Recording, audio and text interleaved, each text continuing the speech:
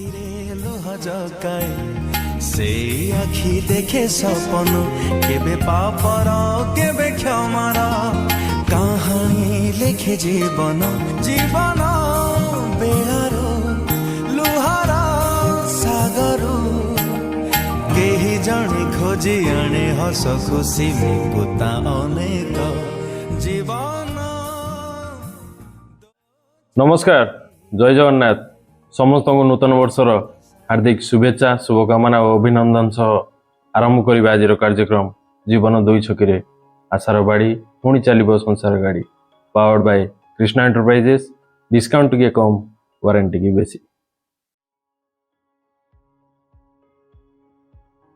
बाहाघर नुहे खेल घर एथेर थिबा घर केउं घर ऑप्शन 1 चाल घर ऑप्शन 2 पक्का घर ऑप्शन 3 टाइल घर ऑप्शन 4 मोरी इंदिरा आवास देहरे घर।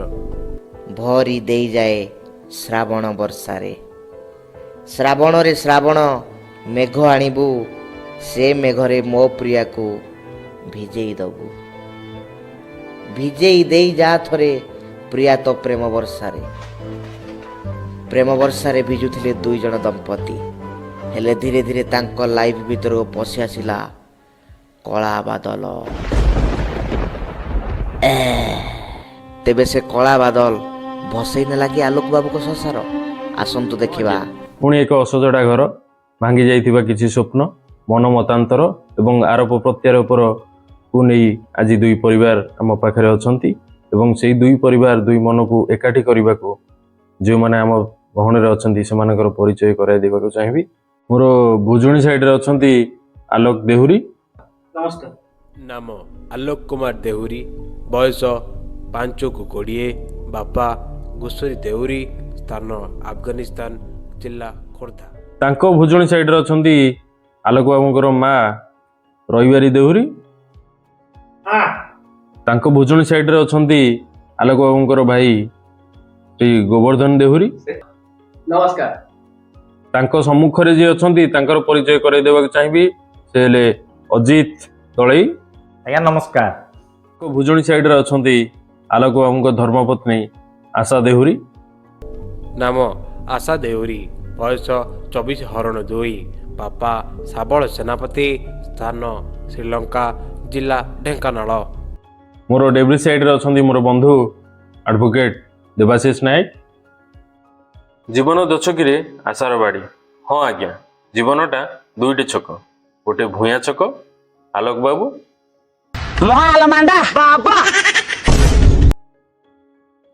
आ गोटे हैला संडा छक आशा मैडम।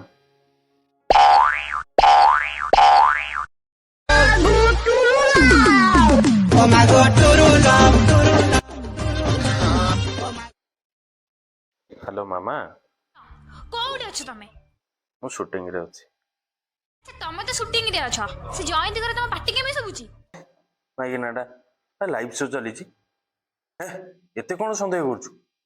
अरे रखे तो रोल देखुची रह मु डाइभोर्स दउछ तते आज रख मो स्त्री फैमिली मैटर। हेलो बो एठी मते काहे के आनिलु ए निज घर से संभाली पानाते मो घर कोन से जाडिबे। हेलो गोटोडी रो गोटो कोना मालसी हम कथा आउट ऑफ कोर्स आगो जीवा। हां आगो को ओडिया बोलो मो पार्टीटा खराब है। हेलो ठंडा ठंडा कौन कौन ठंडा ठेंगा पइडो अछि दे ठेंगा पइडो अछि दे ठेंगा पइडो अछि दे ठेंगा पइडो। ए हेलो टिके चुप रो टिके एटी एते जण भद्र लोक तो भद्रामी से किनो एमिति हो जे एठी घरे मो झियर कोन न करथुबो घरे के देखु ना दे 5-5टा कैमरा लागि तो कदा बुझुजी रह। अरे बाबू तुम झीर कौन हबो मु ता धरम भाई ताको एरिया रो वार्ड मेंबर धरम भाई ना मो पार्टी तो खाड़वा ए सळा एते अभद्र तोते एते टुकु आनी देली लास्ट तू आकु ही मारलु। ए तू चुप रह मोर तो फटा कपाळ मु करबी कोन। आलो पड़ा मुई मो पुओ को फटई बा हलु एबे कोउटु कोन फटा कपाळ आगुर तते कोन मिठा लागुथला किलो हो ଆଲୋ ମୁଁ ପଡା ମୁଇଁ ତୁ ପତରି ମୁଇଁ ଲୋ ପତରି ମୁଇଁ ପଞ୍ଚାୟତ ମାଇତି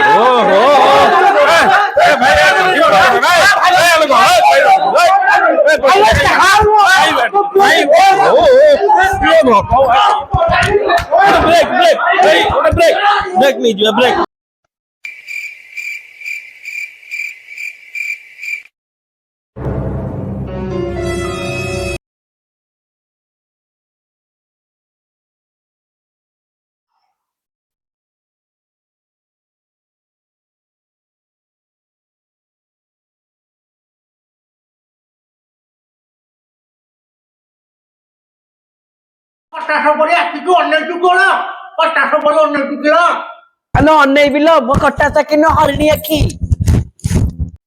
ଆଲୋ ଦେଖିବୁ 5 ବର୍ଷ ହେଲା କଣ ଦେଖିନୁ କିଲୋ ଫଟର ଖାଇ ଗୋଟେ କଣ ଭାବୁଛୁ କିଲ ତୋ ମୁଣ୍ଡକୁ ମୋଡ଼ିକି ଖାଇଦେବି ଆଲୋ ନିଜ କଥା ଓ ମାଉସୀ ରହିଯାଏ ବେ ଝିଅ ଟିକେ ରହିଯାଏ ଏ ମାଉସୀ ଇଏ କଣ ହଉଛି ଆରେ ଆଲୋ ତୁ ବୋଉ ଟିକେ ସମ୍ଭାଳ ଆରେ ଚୁପ ର ଆରେ ଚୁପ ଆରେ ମାଉସୀ ଓ ଚୁପ একদম চুপ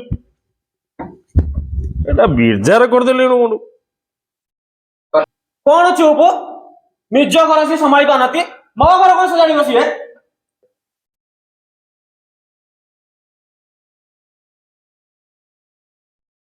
ଏଇଠି ଆଲୋକ ବାବୁ ଆମ ଶୋକୁ ଆଇଛ ହେଲା ଏଇଠି ଲାଇଭ ଶୋ ଚାଲିଛି ଲୋକ ଦେଖୁଛନ୍ତି ଆଉ ତା ମଝିରେ ଏଇ ଚଢିକିରି କଥାବାର୍ତ୍ତା କରୁଛ ଆଉ କର୍ଣ୍ଣମୂଳି ଖାଇବ ହେଲା ଏନା କଣ କରିବ ମା ପୁଣି ପୁଣି ପୁଣି କଣ କରିବ ଆଲୋକ ବାବୁ ଶୋ ଆରମ୍ଭ କରିବା ଜୋରେ ବାଜିଗଲା କି ନାଇଁ ସାର୍ ହଉ ବାଜିଥିବ ଯାହା କହୁନଥିବ ହଉ ଷ୍ଟାର୍ଟ କରିବା ଶୋ ଆଜ୍ଞା ହଉ ଯାହା ପଚାରିବି ସେଇଆ କହିବ ଜୋରେ ଜୋରେ ପାଟି ନାହିଁ ହଉ ହଉ ଯିବା ମୁଁ ଆଉ ଆଶାକୁ ରଖିବିନି ରେ କାଇଁ ଆମର ସେଟା ପଛରେ ଶୋ ଆରମ୍ଭରେ କହିବ ହେଲା ଶୋ ଆରମ୍ଭ ହଉ ଆଜ୍ଞା ସାର୍ ହଁ ଆମର ଫାଷ୍ଟ ଭିଡିଓରେ ଜମା ଲାଇକ୍ ଯାଇନି ହେଲା ଭିଉ ଯାଇନି ଆଉ କମେଡି ନାହିଁ ନଥିଲା ଟୋଟାଲ ଏଇଥିରେ ଟିକେ କମେଡି ହବ ହେଲା ହଉ ଯିବା ଆଉ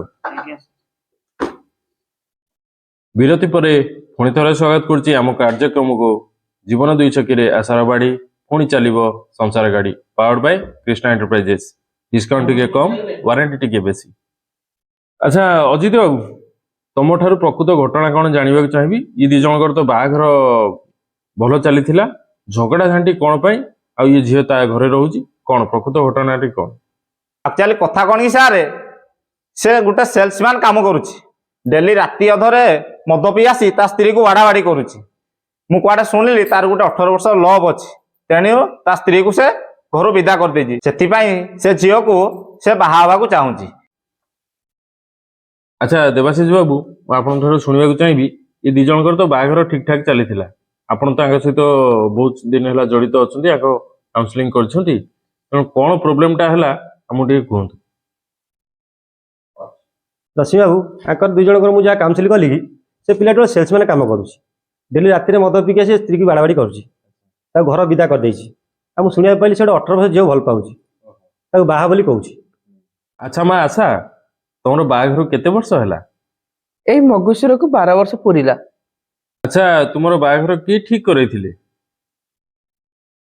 ନାଇଁ ଆଜ୍ଞା ଭଲ ପାଇ ପଳେଇ ଯାଇଥିଲୁ ଆଉ ଆଚ୍ଛା ଭଲ ପାଇ ପଳେଇ ଯାଇଥିଲ ତାହେଲେ ଭଲଟା କୋଉଠୁ ପାଇଥିଲ ଦୋକାନରୁ ଆଉ ଆଚ୍ଛା ଆଲୋକ ବାବୁ ତମେ ତାଙ୍କର କଣ ଦେଖି ଭଲ ପାଇଥିଲ ହାତ ଗୋଡ ଦେହ ସବୁ ଦେଖି ଭଲ ପାଇଥିଲି ଆଉ ମାନେ ସୁନ୍ଦର ଦେଖାଗଲେ ସେଥିପାଇଁ ଭଲ ପାଇଥିଲ ହଁ ସାର୍ ସେତେବେଳେ ପିଲା ଛୁଆ ହେଇନଥିଲା ଭଲ ଦେଖା ଯାଉଥିଲା ବାହା ହେଇ ପଡିଥିଲି ଏବେ 2ଟା ଛୁଆର ମା ବାଳ ବଳିଆ ଦେଖା ଯାଉଛି ହେ ତୁ କଣ ବୁଢା ହେବୁନି ମୁଁ କାହିଁ ବୁଢା ହେବି ମୋର ତ 18 ବର୍ଷର ଲଭ୍ ଅଛି ତାକୁ ବାହା ହେବି ଖୁସିରେ ରହିବି ହେଲେ ୟାକୁ ରଖିବିନି ଶକୁନିଖିଆ ତୁ ଜେଲ ଯିବୁ ରେ ଜେଲ ଗଲେ ତ ଭଲ ଭାତ ଡାଲି ଖାଇବି ଶୋଇବି ହେଲେ ବାଳ ମାଇକିନାକୁ ରଖିବିନି ଆଚ୍ଛା ଆଲୋକ ବାବୁ ଆଜ୍ଞା ତମେ ତ ବଡ ବିଚିତ୍ର ଲୋକ ବଡ ହାରାମଜାଦା ଲୋକଟା ତମେ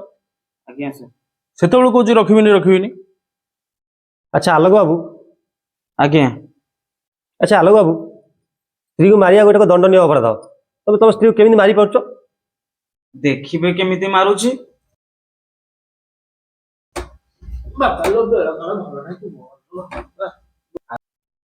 ବାପାଲୋ ଏଇ କିଛି ଦିନ ତଳେ ଫିନାଇଲ ପିଇ ଦେଇଥିଲା, ତା ମୁଣ୍ଡ ଆଉ କାମ କରୁନି। ଭାଙ୍ଗ ଟିକେ ଖାଇ ଦେଇଥିଲି, ଭୋକ ଲାଗୁଥିଲା, କ୍ଷୀର ଭାବିକି ପିଇଦେଲି ଆଉ। ଆରେ ବା, ତମକୁ ତ ପୁରସ୍କାର ମିଳିବା କଥା। ଗୋଟେ କରତାଳିଟା ହଉ ତାଙ୍କ ପାଇଁ। ପୁରସ୍କାରଟା କୋଉଠି ମିଳୁଛି ଜାଣିନି, ଜାଣିଥିଲେ ଆଣି ଦେଇଥାନ୍ତି ଆଉ। ସେଟା ହାଟରେ ମିଳିବ। ହାଟରେ ମିଳିଲେ ନେଇ ଆସିବି। ସେ 18 ବର୍ଷର ଝିଅକୁ ଦେବି, ହେଲେ ୟାକୁ ରଖିବିନି। କିରା ପାଇଁ ରଖିବୁନୁ? ଘରକୁ ତ ସୌଦାପତ୍ର କିଛି ଆଣୁନୁ। ମୁଁ ମୋ ପିଲା ଛୁଆ କଣ ଖାଇବୁ? ଘରେ ଡାଲି ନାହିଁ, ଚିନି ନାହିଁ, ଲୁଣ ନାହିଁ, କିଛି ବି ସୌଦା ନାହିଁ। ସେଥିରେ ମଦ ପିଇ ଦେଇ ପଳେଇ ଯାଉଛି, କହୁଛି ମତେ ଚିକେନ ମୋଗলাই ଅନଭୁଜ କରିଦେ।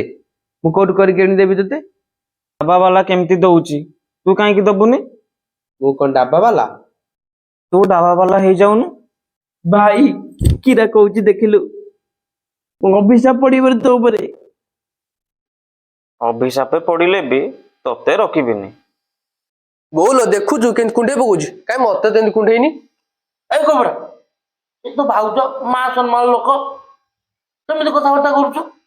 ସାର୍ ଆପଣ ଯାହା କହିବେ। ମୋର 25,000 କ୍ୟାରିୟର ଭିତରେ ଏଭଳିଆ ଲୋକ ମୁଁ ଦେଖିନି। ତାକୁ ରାସ୍ତାରେ ଶୋଇ ଗାଡ଼ି ଚଢ଼େଇ ଦିଅ, ଯାହା କେସ ମୁଁ ବୁଝିବି। ଗାଡି ଚଢେଇଲେ ଚଢେଇବ, ହେଲେ ୟାକୁ ରଖିବିନି। 18 ଝିଅ ତମ ପଇସା ଭଲ ପାଉଛି, ଯେତେ ତମ ବୁଢା ହେଇଯିବ ସିଏ ବି ତମକୁ ଛାଡିକି ପଳେଇବ। ସେତେବେଳେ ତମେ କଣ କରିବ? କେ ଭାବିଛ ସେ କଥା? ଆରେ ସିଏ ପୁରା ତମ ଝିଅ ବୟସର। ସିଏ ଛାଡିଦେଲେ ଆଶା ବି ମୋ ପାଖରେ ନଥିବ, ଆଉ ପିଲା ଛୁଆ ବି କେହି ନଥିବେ, ହଇରାଣ ହେବି ଆଉ। ଆଜ୍ଞା ବୁଝିଲା। ଆଚ୍ଛା ଅଜିତ ବାବୁ, ସେ ବର୍ତ୍ତମାନ ଆମେ ବୁଝିପାରିଲା। ଏଇଟା ଆମ କାର୍ଯ୍ୟକ୍ରମ ପାଇଁ ଗୋଟେ ବଡ ସଫଳତାର ବିଷୟ। ଯାହା ହଉ ଆମେ 2 ଜଣ ସ୍ୱାମୀ ସ୍ତ୍ରୀଙ୍କି ଏକାଠି କଲେ। ହେଲେ ବି ସେ 18 ବର୍ଷ ଝିଅକୁ ଛାଡିବି ନାହିଁ।